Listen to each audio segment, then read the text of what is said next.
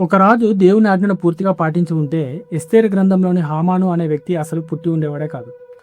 ఆ రాజు కేవలం ఒక మనిషిని వదిలేయడంతో మొత్తం యూద జాతి నాశనం కావాల్సినంత పరిస్థితి వచ్చింది. ఇది కేవలం ఒక పురాతన యుద్ధ కథ మాత్రమే కాదు, దేవుని ఆజ్ఞల పట్ల కొంచెం క్రమం తప్పినా కూడా చరిత్రకు కూడా ఎంత ప్రమాదకరమో చెప్పే ఒక బైబిల్ హెచ్చరిక. అమాలేకీల చరిత్ర, ఎస్తేరు గ్రంథం వెనుక దాగి ఉన్న రహస్యం అన్నీ ఈ వీడియోలో పూర్తిగా తెలుసుకుందాం రండి. లేట్ చేయకుండా మనం ఇంకా వీడియోలోకి వెళ్ళిపోదాం. Welcome to Kumar Bible study. ఎస్తేరు గ్రంథంలో హామాను అనే వ్యక్తి గురించి అందరికీ తెలిసే ఉంటుంది.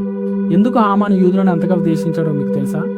దేవుడు అమాలేకీల గురించి అన్న మాట ఏంటో మీకు తెలుసా? నిర్గమకాండం 17:14 అమాలేకీల పేరు ఆకాశం కింద ఉండకుండా బొత్తిగా తుడిచివేదును అని దేవుడు అంటున్నాడు. ఇంతకీ దేవుడు ఇంత కఠిన నిర్ణయం ఎందుకు తీసుకున్నాడని మీరు అనుకుంటున్నారు? సౌలు మహారాజు చేసిన ఒక చిన్న తప్పు ఎందుకు 500 సంవత్సరాల తర్వాత యూదా జాతి ప్రాణాల మీదకి తీసుకుని వచ్చింది? దేవుని విషయంలో ఏదో ఒక దగ్గర మనం ఒక చిన్న ఆజ్ఞను నిర్లక్ష్యం చేస్తాం, అదే తిరిగి మన మీద దాడి చేస్తుంది. సరే, ఇంతకీ ఈ అమాలేకీలు ఎవరు? ఈ అమాలేకీల కథ ఆదికాండం 36వ అధ్యాయం నుంచి ప్రారంభమవుతుంది. ఆ అధ్యాయంలో మనకు ఒక వంశావళి కనిపిస్తుంది. ఆదికాండము 36వ అధ్యాయం 12వ వచనంలో ఆమె ఎలీఫజ్కు అమాలేకుని కరను, వీరు ఏశావు భార్య అయిన ఆదా కుమారులు అని వ్రాయబడింది. అంటే అతడు ఏశావుకు మనవడమాట. అవును, అదే ఏశావు, ఒక పూట భోజనం కోసం తన జ్యేష్ఠత్వాన్ని అమ్ముకున్న మనిషి. హెబ్రీల గ్రంథం ఏశావును భ్రష్టుడు అని పిలుస్తుంది. దేవుని నిబంధన కంటే తన శరీర కోరికలను ఎక్కువగా ప్రేమించిన వ్యక్తే ఈ ఏశావు. ఏశావులోని ఆ స్వభావమే తన కొడుకుల ద్వారా అమాలేకీల్లో కూడా పెరిగింది. అందుకే అమాలేకీలు అంటే కేవలం ఒక జాతి మాత్రమే కాదు, దేవుని నిబంధనను ద్వేషించే ఒక ప్రత్యేకమైన జనాంగం. ఆ తర్వాత నిర్గమకాండం 17వ అధ్యాయానికి వస్తే, ఇశ్రాయేలీలు అప్పుడే ఎర్ర సముద్రాన్ని దాటారు. వాళ్ళు చాలా అలసిపోయి ఉన్నారు, తాగడానికి నీరు కూడా సరిగా లేదు. ప్రజలేమో చాలా భయంతో ఉన్నారు. అదే సమయాన్ని అవకాశంగా చూసుకొని అమాలేకీలు ఇశ్రాయేలీల మీద దాడి చేశారు.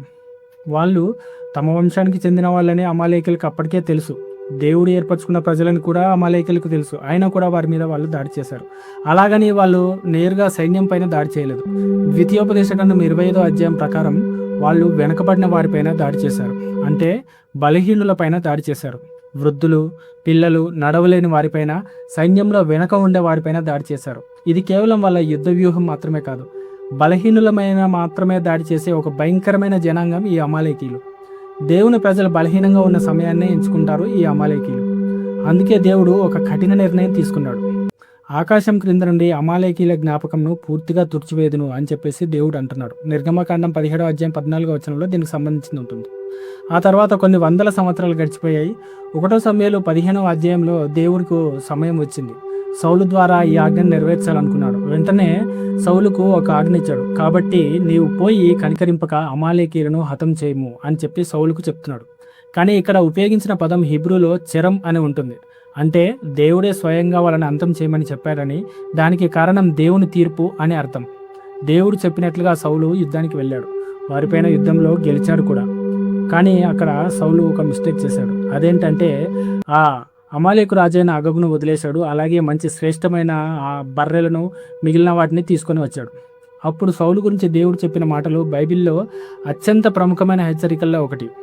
గ్రంథం 15వ అధ్యాయం 22వ వచనంలో, బళ్ళు అర్పించట కంటే ఆజ్ఞను గైకొంటయు, పొట్టేళ్ల కొవ్వు అర్పించట కంటే మాట వినుటయు శ్రేష్టము అని చెప్పి దేవుడు చెప్తున్నాడు. సౌలు నిజానికి 100లో 99% దేవునికి విధేయత చూపించాడు. కానీ దేవుని దృష్టిలో ఆ 1% విధేయత కూడా చాలా ముఖ్యమైనది. ఎందుకంటే ఆయనకు భవిష్యత్తు తెలుసు.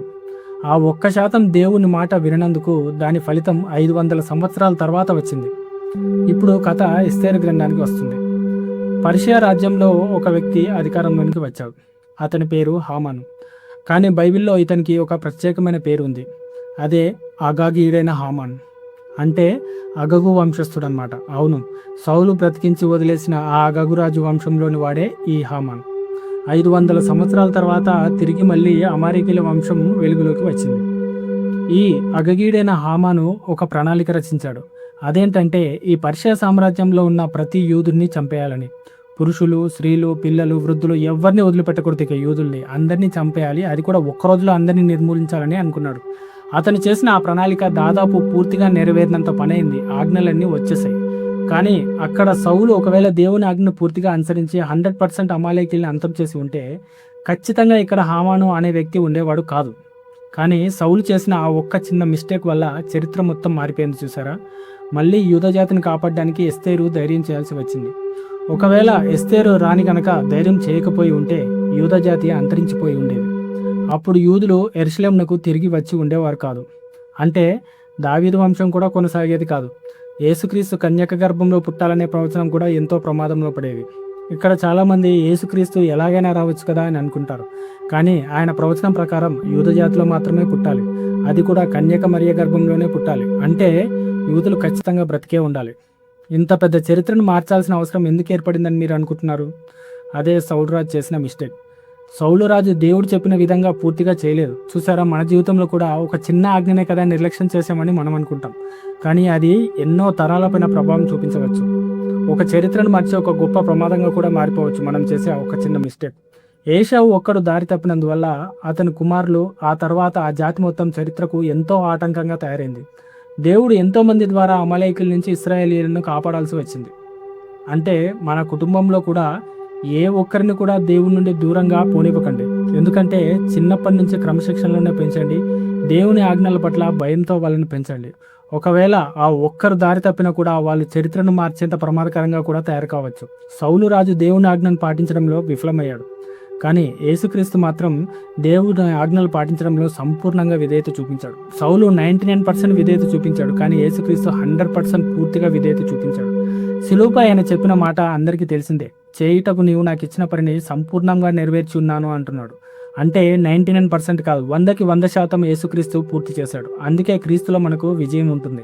అమాలేకుల కథ కేవలం చరిత్ర కాదు, ఇది ఒక పెద్ద హెచ్చరిక. మనం పూర్తిగా పట్టించుకుని ఏదో ఒక చిన్న తప్పు ఒకరోజు తిరిగి వచ్చి మనల్ని నరకానికి తీసుకువెళ్ళే అవకాశం ఉంది. కాబట్టి ఈరోజు మిమ్మల్ని మీరే ప్రశ్నించుకోండి, నేను 100% దేవుని ఆజ్ఞలు పాటిస్తున్నానా లేదా అని మిమ్మల్ని మీరు ప్రశ్నించుకోండి. ఈ వీడియో మీకు ఆశీర్వాదకరంగా ఉంటే తప్పకుండా లైక్ చేయండి, షేర్ చేయండి. ఇలాంటి లోతైన బైబిల్ అధ్యయనాల కోసం మా బైబిల్ ఛానల్ను సబ్స్క్రైబ్ చేసుకోండి. మీరేమనుకుంటున్నారో నాకు కామెంట్ చేసి తెలియజెప్పండి. మళ్ళీ మరొక మంచి వీడియోతో మళ్ళీ కలుద్దాం.